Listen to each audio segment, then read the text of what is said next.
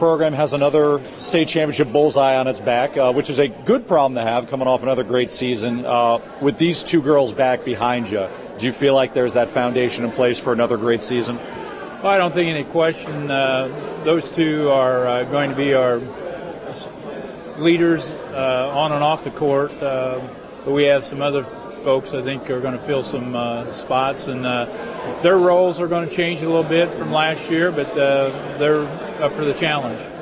For some of the newer faces stepping in this year, just being around a program that has played in so many big games, played on the championship stage so many times, does that experience help them when they see increased roles? I don't think there's any question. The confidence factor is a lot easier to accomplish just because of the track record that the Canterbury girls basketball has had over the past several years.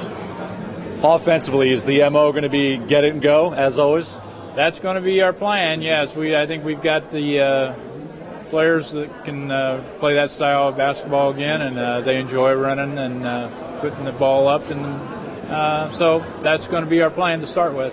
When you have a facilitator like Darby running that break for you, what does that do for an offense? Well, she's a coach on the floor. She sees the open players, and if they're not ready, they're going to get the ball where they don't want it and not ready for it. So she's the kind of player that sees the floor with exceptional talent, and we have some players I think can help her at the other end too. The last time we saw Kendall, she was setting a state championship game record for rebounds. What does she do for an encore this year?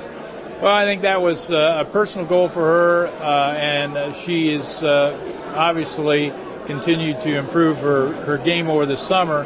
Her perimeter game is much more solid. She's a tough defend.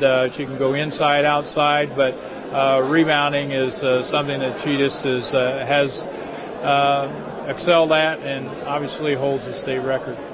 I think one of the obvious questions anytime you see a program that's had so much success at one level jump up a class is people want to know, can it continue? What's it going to take for it to continue?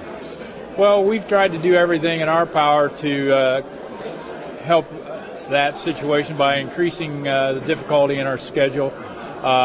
We have mostly 3 and 4A schools on our schedule, but again, the competition is going to be a little different when we get into tournament play.